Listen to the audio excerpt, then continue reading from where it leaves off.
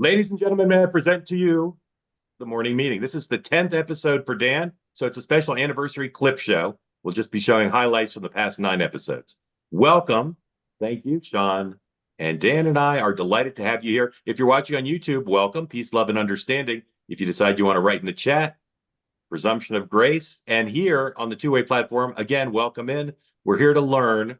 This is not a pro-Trump or anti-Trump, pro-Harris, anti-Harris platform. It's for everybody to learn and understand and try to get along. And I will tell you, I'm going to emphasize that today because people are getting freaked out, particularly Democrats, for a variety of reasons. It's in their DNA, and the polling has not been great for them. But people are freaking out, and I understand it. We talk about politics here in kind of a clinical way sometimes, but make no mistake, all three of us are extremely aware of the emotions involved, of the stakes involved, of how strongly many of you feel about this election.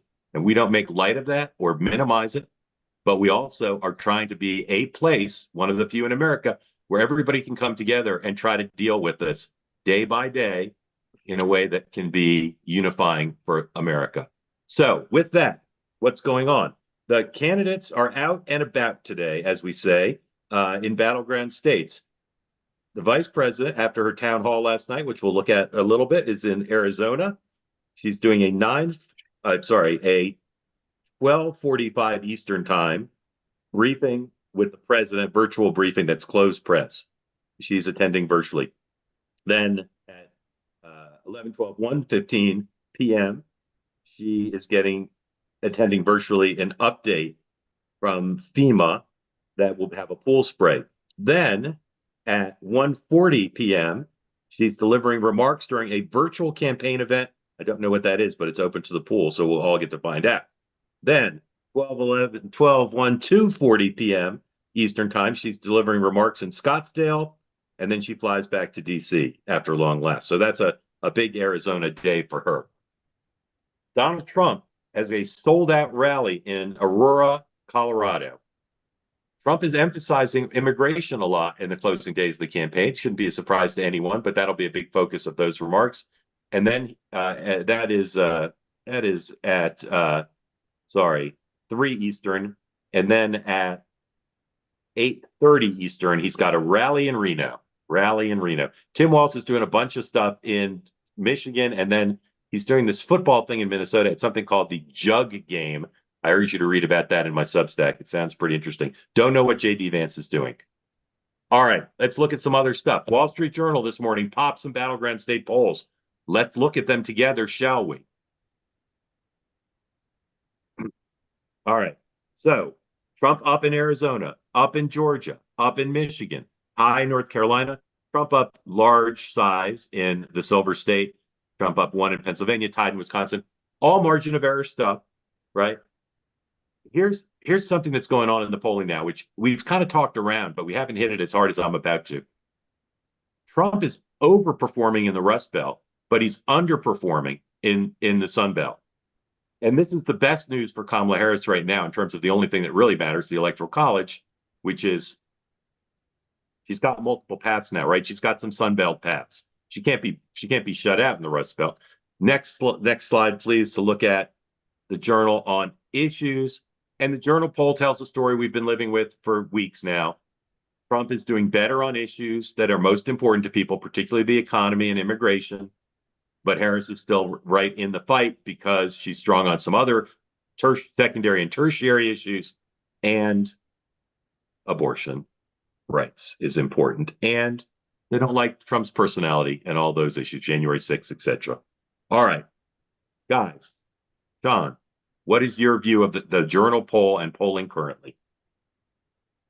Of the Journal poll, I don't think it's a surprise in that the issues that we thought made sense still make sense. Immigration, economy are still the top issues, and we've known that. And then we've also known that these states are largely within the margin of error, but we felt I'm still a little skeptical of the Sun Belt issue. I was surprised to see Trump doing better in North Carolina because of concerns I have about the polling in North Carolina. But that being said, nothing that I saw shocked me. I was out last night there was a big Trump alumni event for Trump last night. Chris LaCivita came in, spoke to it, and he was just the mood about the internal polls. He was willing to share them. I mean, this kind of harkens back to what we were talking about yesterday.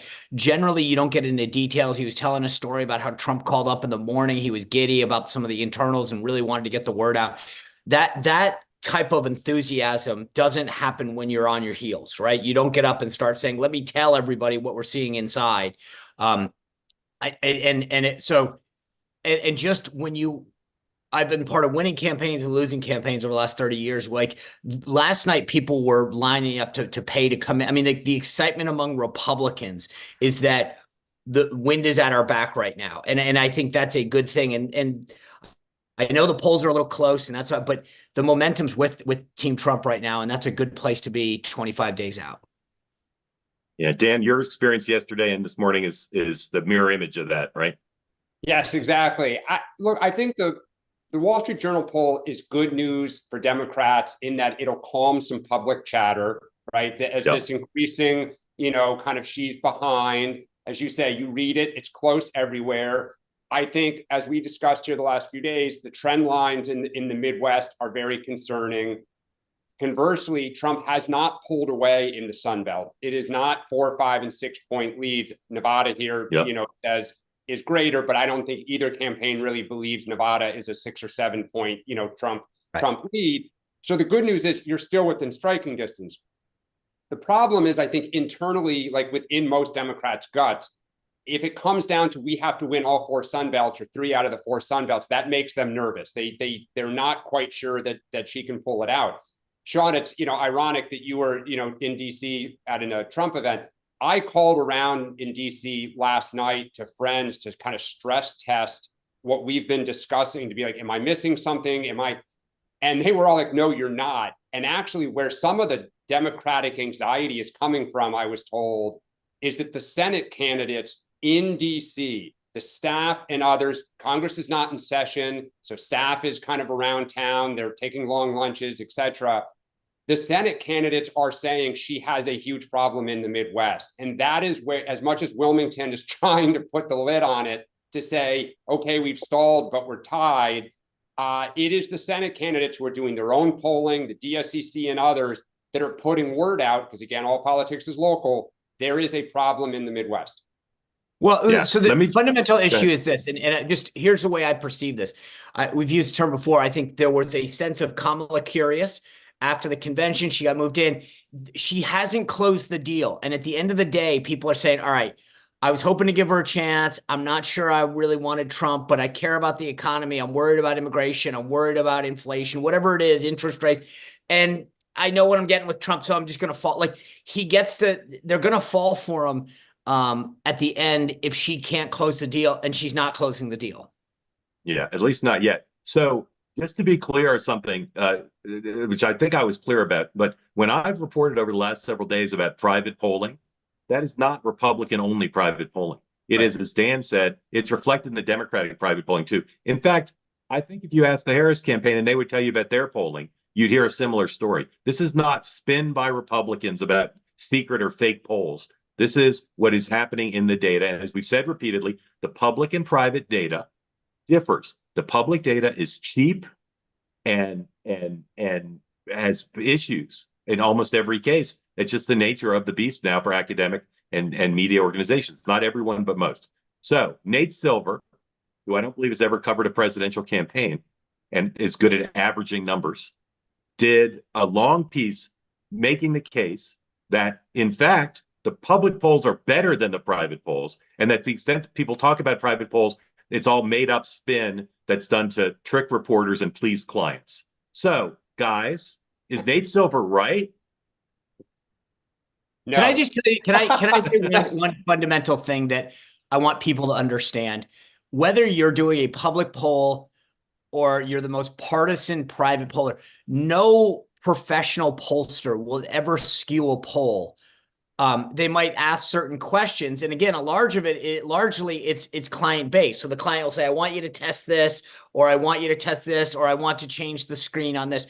But a pollster is like any other professional. You will not undermine your credibility and your professionalism and last. I'm not saying no one's ever done it, but you won't sustain your credibility in the industry if you throw yourself under the bus. And so sometimes people will say, well, that's from, pick McLaughlin or Public Opinion Strategies or Terrence. These are all Republican pollsters. And so I don't trust. These guys are top-notch pros. And they're never going to undermine their credibility for the sake of a headline or a story. And I want people to understand that. And the same's true on the Democratic side. Celinda Lake and all these guys, they're good at what they do, and they would never throw away their credibility. And just as they would not throw away their credibility, I am not taking some pollster I've never heard of and saying here's their numbers. I'm relying on people who I've known and covered for years, and I know that they have the exact same the professionalism that you described. Right. So that's different than what Nate Silver's talking about. Right. No. And I'm saying this because, but I want people to understand who what we're talking about. No one is going to do that. But I'm reading some of the chat. We talked about this yesterday. The mainstream guys will take the cheapest route, right? Which is going to get you the not the best result most of the time. And we've talked about this ad nauseum. The private guys are using this to make $million decisions. There is no way public polling is better. It defies logic. Well, and that's the thing I was going to say is if you're a candidate running for office, you want the best numbers. It is your job. You want to win. Right. So you seek out people, and they are being paid to give honest results, to make decisions, to win elections. They're not sitting there, skewing everything to make, to have happy talk internally. That's how pollsters ruin the reputation and get fired. Yeah. They are better because this is what they do for a living, and the candidates are seeking out the best to win elections. And just to be clear, as a reporter, when someone offers me information, I don't usually say, why are you telling me? Why are they telling me? And others, they're telling me because they're human beings. And they're like, oh my fucking God, Trump might win. And they're also interested in sending a message to the Harris campaign. Guys, you have a problem and you're not listening to us. So now we're going to tell some people in the press. And they don't want to be blamed if their Senate candidate loses. They want to be able to blame the Wilmington. That's some of the potential motivations. It's not make up numbers and trick Mark Halperin and others. Okay. Now, Kamala Harris, in addition to doing a Univision town hall where she was asked a question about, for the first time really in this way, by a voter about Joe Biden having the nomination taken away from him. Also on the cover of Vogue 106, please. Annie Leibovitz. So Sean, I think Donald Trump. How many times?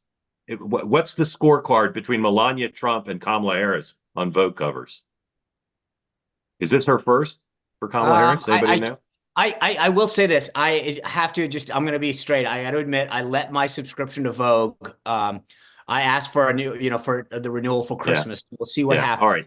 But I would say that at the very least, it's 1-0 right now. Yeah. By the way, speaking of scorecards, I'm just, as someone who can't help but watch the chat, apparently you are on the score. You are now multiple times in the swear jar. So just telling you the chat's very clear, Mark. Let's throw some cash in there. Just to be clear, I was quoting a fictional Democratic operative. That wasn't coming out of my mouth. If it's in quotes, it doesn't. The rules are clear. Rules are clear. It doesn't matter. If I quoted Joe Biden or John McCain saying "fucking," that's a quote. More money. All right. Lori Blackford, our colleague, says there's nothing significant in the Vogue article, so we don't need to talk about it except the cover is awesome. Let's play, please, Kamala Harris from her town hall last night, 104.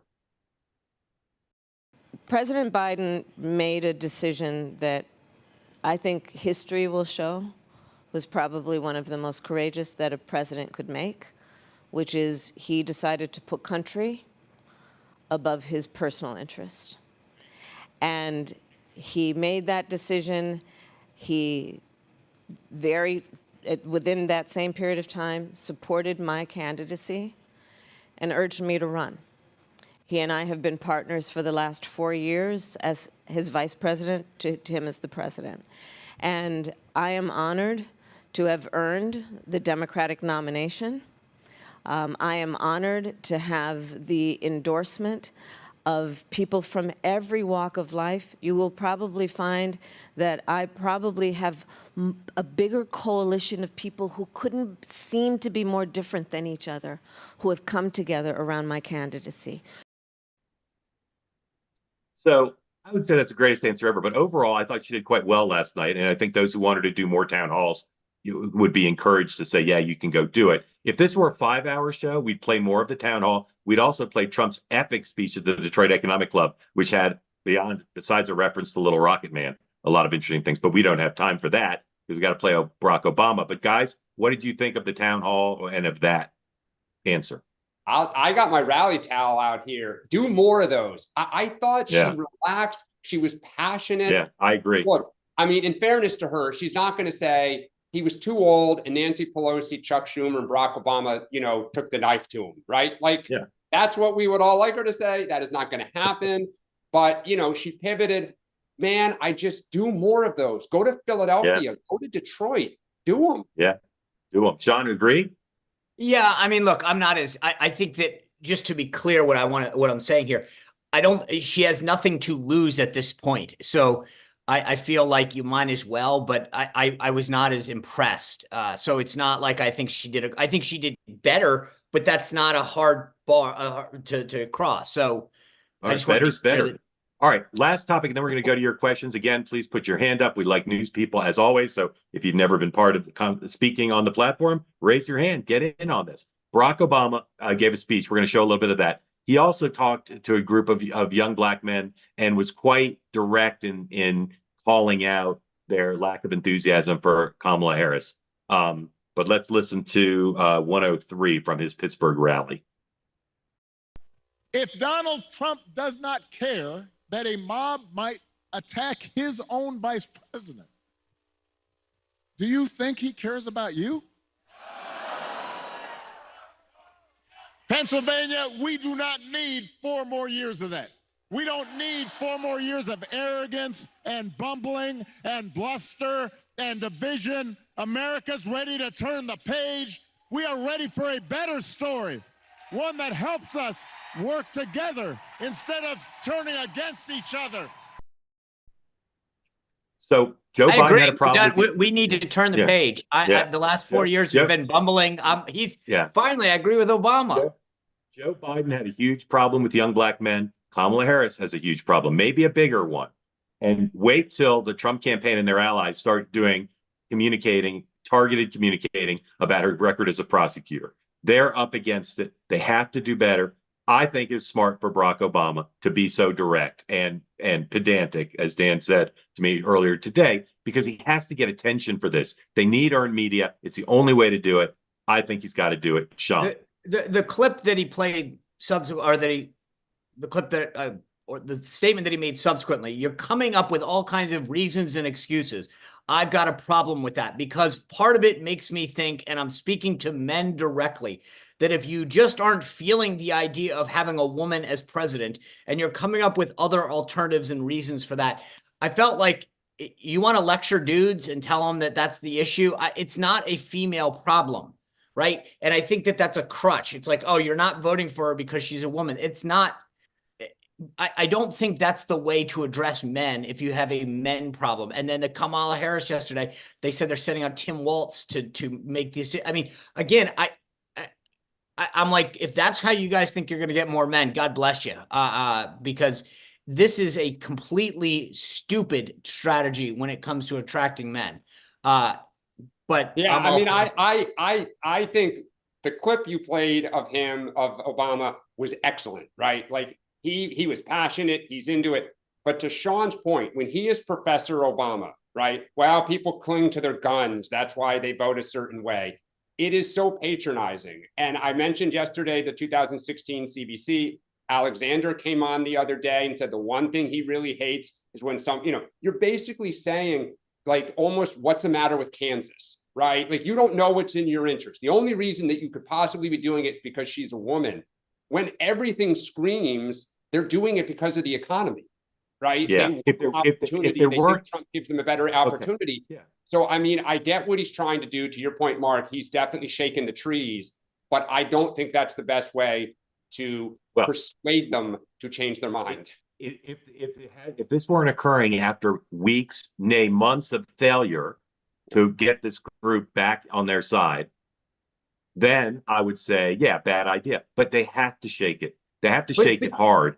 Yeah, They but have I to mean, Not a break telling through question of here. somebody shaking, that you're it's how too you're dumb to shaking. vote for your interest is not the best way to wake somebody up and get. I mean, you could say his economy is like, if you want to just trash Trump, but don't sit there and say to people, basically, you don't realize what's in your self-interest, so I'm going to tell you what's. Nobody likes to be talked to like that. I normally would agree with you. I disagree now. Look, right now, one way to look at the race and to get an understanding that Democrats see their problems is they're playing defense with their constituencies. Trump's not really playing defense. Trump's not out there on abortion or guns. He's not really. And when people say immigration is a base issue, it's the biggest misunderstanding of Donald Trump's political success. Immigration is not a base issue. So they've got to deal with this. The votes of young black men could decide this election, and they got to do something different. Maybe you're right. This isn't it. But I like Professor Obama in emergency situations. Yeah. I have like four ideas, but I'm going to keep my mouth shut because I don't need to be giving them help right now. Well, let me just add this though, Mark. One of the best communicators to working class people in the party is Bill Clinton, and I cannot see Bill Clinton speaking to people like that. Yeah, well, he's going out too, but he's doing rural, right? He's doing rural. Obama's doing urban. Bill Clinton respects people too much. Yeah. All right. Welcome in, Suzanne. Incredible backdrop. Is that a real backdrop or is that virtual? No, that's the view from my windows here in Western North Carolina. Wow. And right, well, I'm kind of a yeah, sorry, Suzanne, tell people who don't know who you're supporting and tell us more specifically where you are and what your experience has been like lately. Okay. I am a Liz Cheney Republican. I voted for Nikki Haley in the primary. I am a never Trumper. I feel he is a danger to the world. Who'd you vote for president in 16 and 20? Anybody other than Trump. So you voted for Clinton and Biden, or you wrote in somebody else? No, I voted for Clinton and Biden. I held my nose. I have never liked the Clintons, but all right, let's go to the acid test. Who are you voting for in the governor's race? Oh, Stein. He's gonna win. Yeah, for sure. Okay, all right. But otherwise you vote Republican normally? Oh yeah, I've been a lifelong Republican, but then when Trump came along, I changed my voter registration to independent. I voted in every election since I was a kid, and since I was old enough. And as you can see, I went to the University of Michigan, and I lived in Colorado before I moved to North Carolina a year and a half ago. And I live in a very rural part of North Carolina. It's Allegheny County. So we didn't get the direct hit that Asheville got. We're about an hour and a half away northeast of them. But we did get a lot of damage. And regarding FEMA, actually, and maybe it's because this is such a rural area, everything is done locally by friends and neighbors. I mean, yesterday, the woman who delivers my mail sent two guys who live 5 miles away from here over to my house to cut up the trees that had fallen in my backyard for free.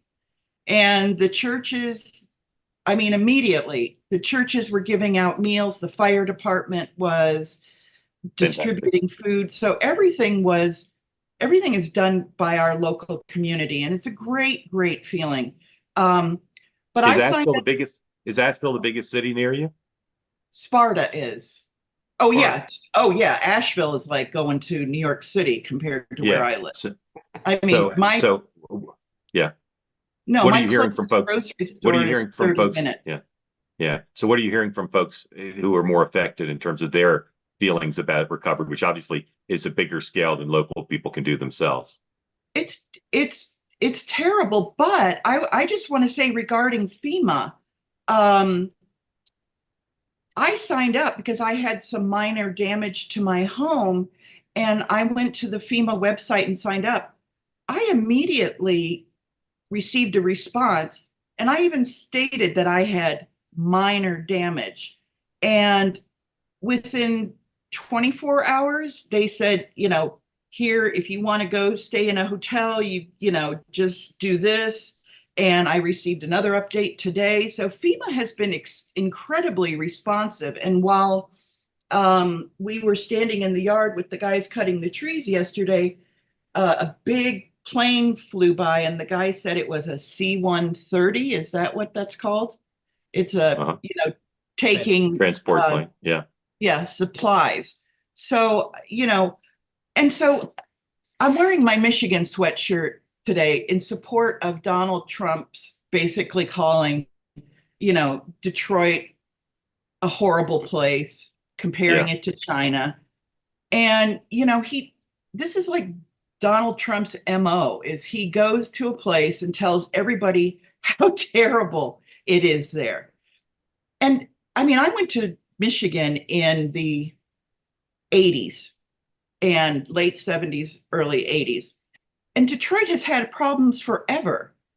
And Donald Trump was president before. And so he hasn't done anything to help these cities.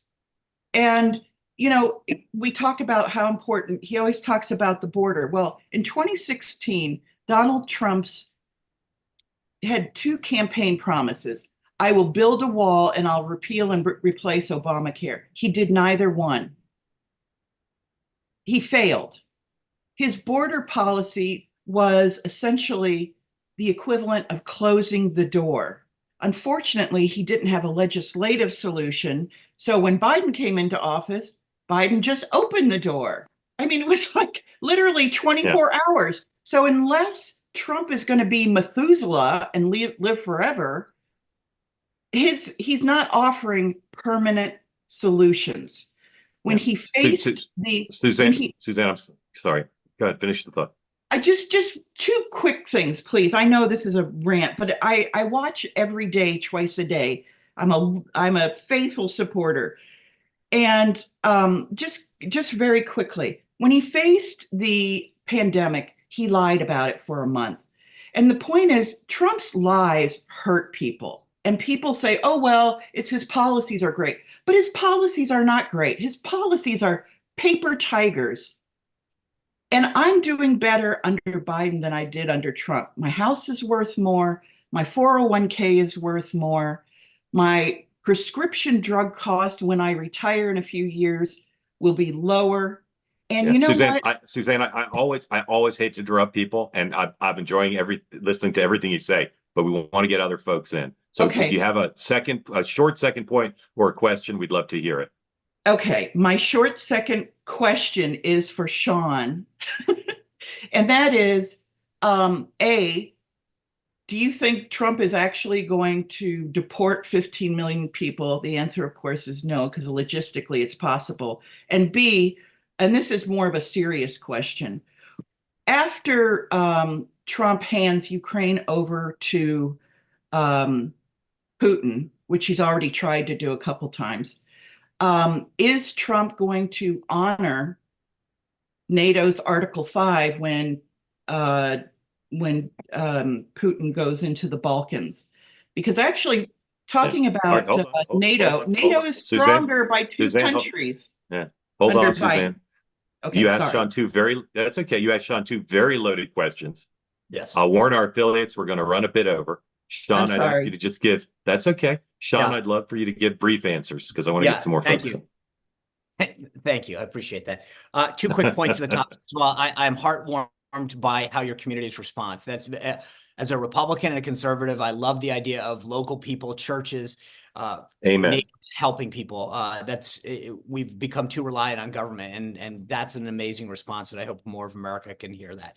I also appreciated your comment about Biden opening the door on the border. Thank God bless you for that. Real quick, before I forget this point, do you have a problem voting? Like, is your municipality able to handle? No, so you'll be able to vote. Okay. Oh, yeah. Yeah. I wanted to make sure we got that out. So the first question you asked was about deporting people.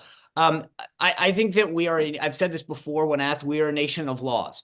If you're going to decide which laws we get to follow and which laws we don't, then we aren't a nation of laws anymore. And I hope that President Trump puts into place policies immediately which will respect the rule of law. We have a broken immigration system. I hope that we can fix it. But until then, it doesn't give you the right to enter a country that is based on a rule of law because you want to. So I hope that we create a system that respects that and addresses that immediately, because we end up, every time that we give amnesty to folks, we basically undermine our rule of law and say, well, not for you. And we hurt the people that did it legally and correctly. Even our guest yesterday from Venezuela, that if you do it right, you shouldn't feel like you're going to get screwed because a bunch of people undermine the system. The last question I would tell you on NATO is, for those people, the short answer is yes, absolutely, Trump will respect NATO. But here's the thing that people get so wrong on NATO. The bargain was it was a two-way street. We will, under Article 5, everybody's all in. If an attack on one is an attack on all. But for too long, Europe took advantage of the United States and treated us horribly. We were willing to pay the bill. We were willing to protect everybody. And they weren't willing to put and invest in their own defenses, which was the proposition of NATO. We'll all build up together. We'll all be a giant force for good. And for too long, Europe said, great, we'll spend all of our money on other things in our country because we know the United States will take care of us if something comes in. Trump said, you know what? No more. And Jens Stoltenberg himself said that because of Donald Trump's actions, European countries, more than ever before, were finally putting into their own defenses what they had agreed to. But an agreement where one party covers the whole deal is not a good deal for the United States. And I'm glad that Europe is finally at least starting to agree to what they had bought into. It's in their interest. Why are we the ones carrying the burden for Europe's defenses? So I applaud what Donald Trump did on NATO. I think he will adhere to it, but it's a two-way street, not a one-way. But don't you think Biden did more to strengthen NATO by bringing in Sweden and Finland? No. I mean, fine, Yes. if they want to adhere to it, but I think that before you bring in more people, you might want to make the ones that are in the deal actually adhere to what they agree to. Why is Germany shirking their responsibilities? Yes, they're doing more, or they were. But why are we allowing others? We're basically saying, hey, let's increase the membership of slackers before we make the ones that are part of the organization strong. I actually would caution you. You two take this in a sub room, we're the sub NATO room. Thank you, Suzanne, guys. thank you for joining. We hope everything continues to get well. We hope Asheville rebuilds so you have somewhere to go to buy Belgian endive or whatever it is that you're able to get only in Asheville. Thank you. And Mark Levin, thank you for joining twice a day. Tell all your friends. All right, David, welcome in. Tell folks who don't know where you are, who you're supporting for president, and what's on your mind, please. Well, I'm from South Portland, Maine. So I don't, I'm rather unenthused about both of these people. And I don't want to go on a polemic about why I think, they each have their own flaws and problems.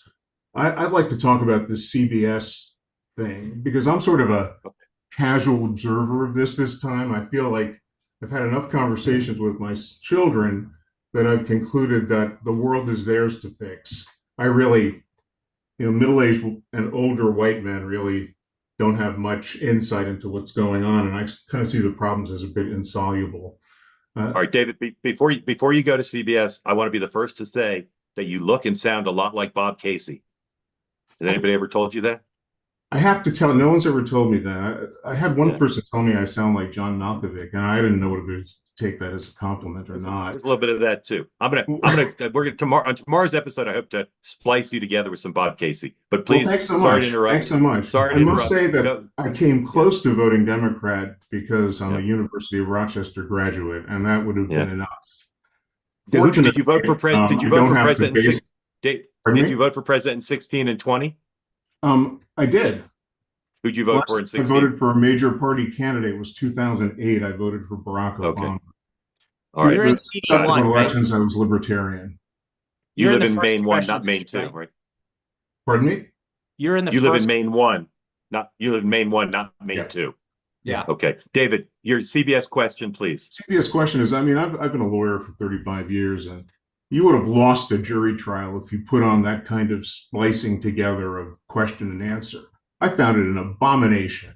And it isn't that, I mean, is this just what they do all the time? Are we watching Yes, interviews? they do it. They do it all the time, and they did it not to help her. They did it because it's better television. Oh, They do it all the time. And yeah, I wasn't docu- suspecting in a doc- bias. I think yeah, they're beyond bias. yeah, I think media is yeah. just about clicks. Yeah. I'll tell you that in documentaries, they do it to a criminal degree. Okay. If you're a serious television producer and you make edits like that, you do it in a way that's true to the spirit and substance of what they said. And I will say that in this case, it was true in the spirit of substance, what you said. It was cleaner. It was certainly cleaner, but don't go ahead and produce and publish two drafts of the same documentary. I mean, let's give us the ability to have plausible belief that you're actually presenting the candidate as the candidate is. Because one of the real problems in this election is I watched the first presidential debate between Harris and Trump, and it was like watching Clarence Darrow. I've never seen a candidate as clear and prepared. I mean, I've not seen an inkling of that Kamala Harris in any other setting that I've watched her. Yeah. And that's why in this case, it's very important to me to see the real article, not to see. So, Counselor, let me ask you a question, Counselor. Do you ever lawyers ever quote from depositions in legal filings? Oh, absolutely. Okay, so if you did a 400-page deposition, and then you were quoting in a brief to the judge, are you obligated to include the 400 pages? No. Oh, you're not.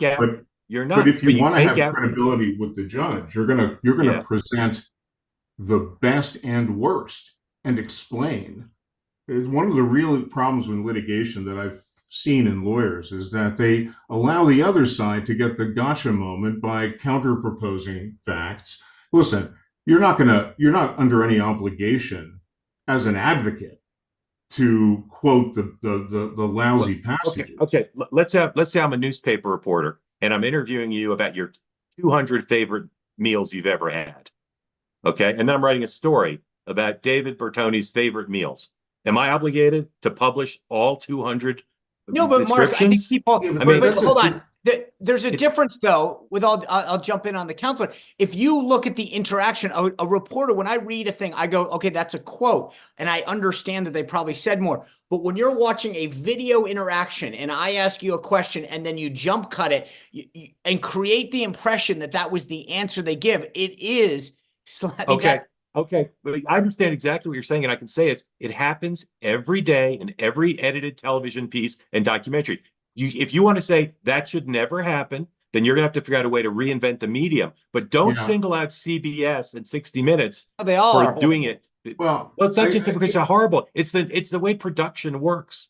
I guess my point is not that it's a unique occurrence.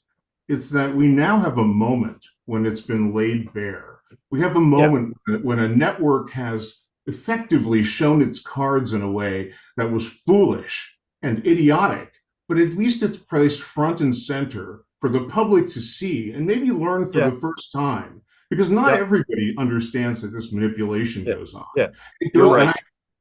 Documentaries are front and center in this. Yeah. This is part of the problem when you don't give a lot of interviews. Every time now she steps out, everybody's picking apart the process, everything, because there's so little content. I think that's right. And I think that's why town halls are a great idea. I mean, that lets you get to see someone actually without an editor in between. Live interviews would be great also. I also think because the flip side to this is, Trump does so much. He speaks so frequently. Right, watching the chat and X, right? People want us to focus on every lie he tells or every verbal bumble that he has, but because he speaks so frequently, we don't focus on that stuff as much anymore, right? So it is the opposite that she is now facing, and on some level, she's earned it because she's been so guarded in how she presents. Because when Trump's on podcasts edit stuff all the time. Yep, that's All the true. time. I just say this. I think there's two issues that I have a concern with, and what CBS did. Americans want to know more about her positions, why she flip-flopped. In fact, Bill Whitaker asked her about that. And then they present her in a way that is much more coherent and concise with her policy positions. So they were clearly trying to present her in a way that is juxtaposed to the concerns that Americans have in a very positive way. That's number one.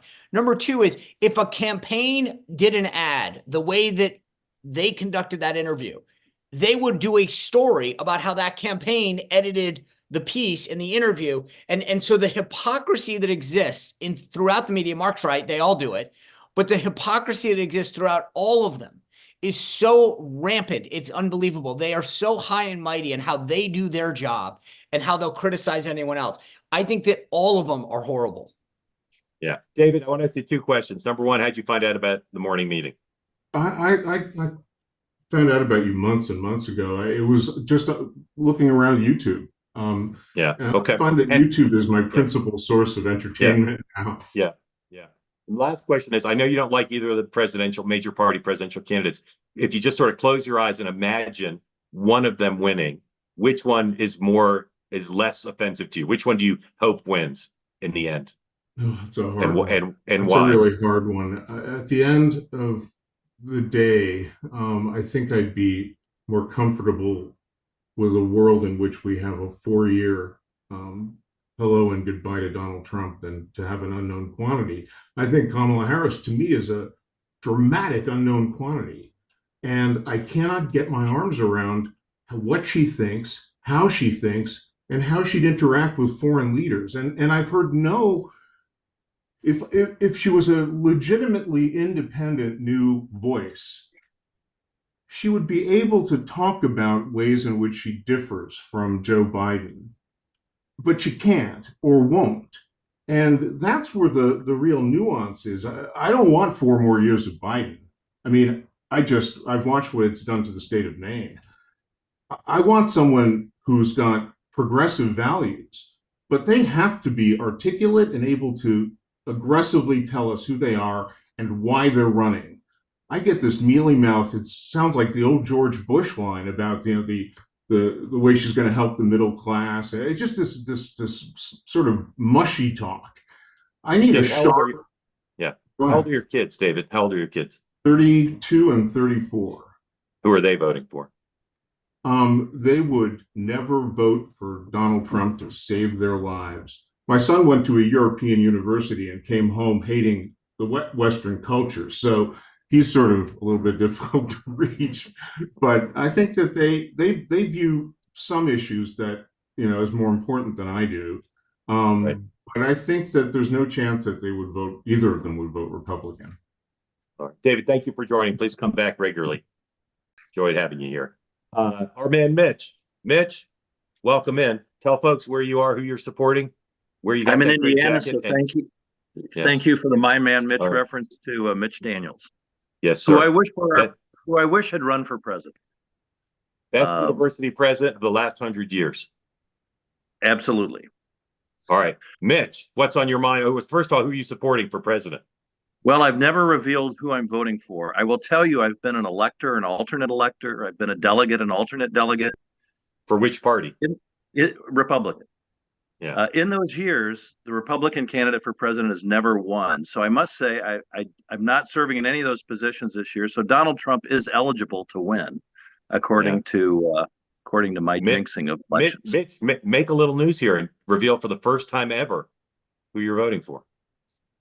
I'm in Indiana. Does it make any difference? Donald Trump's going to win going away here.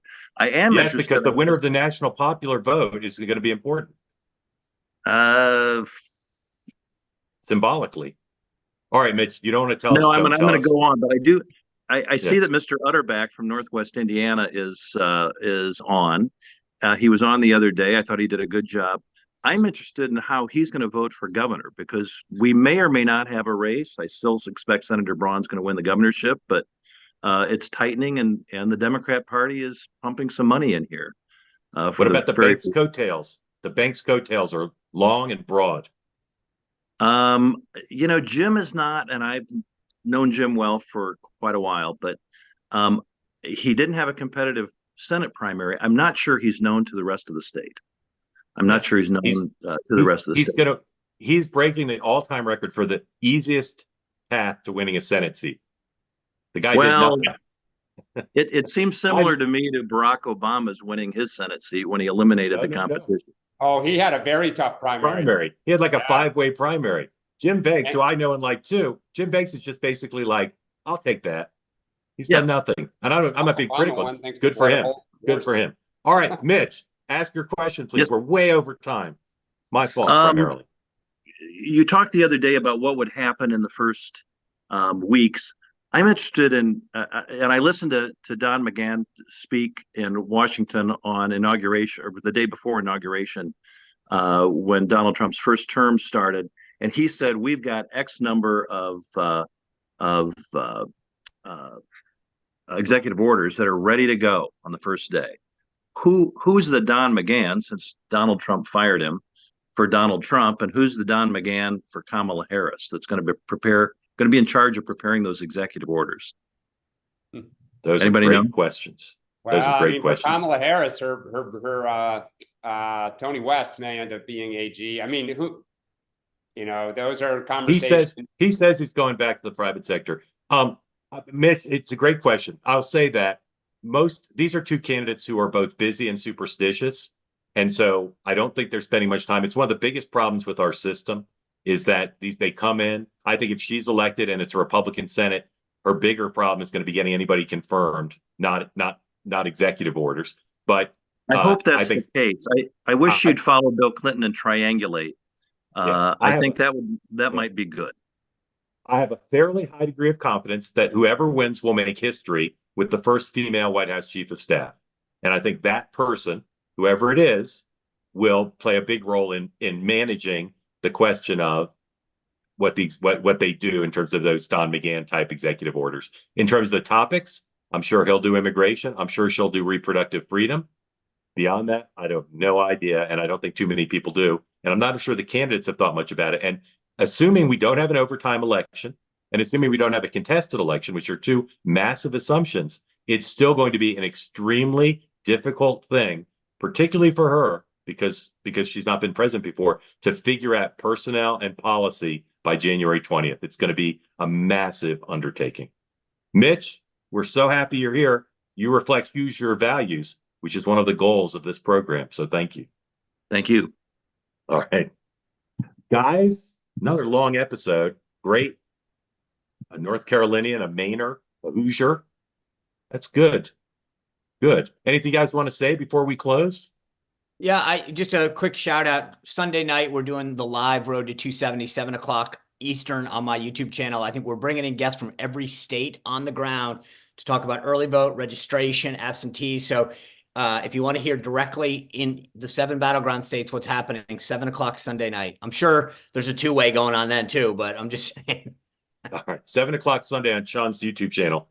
Dan, what are you doing this morning?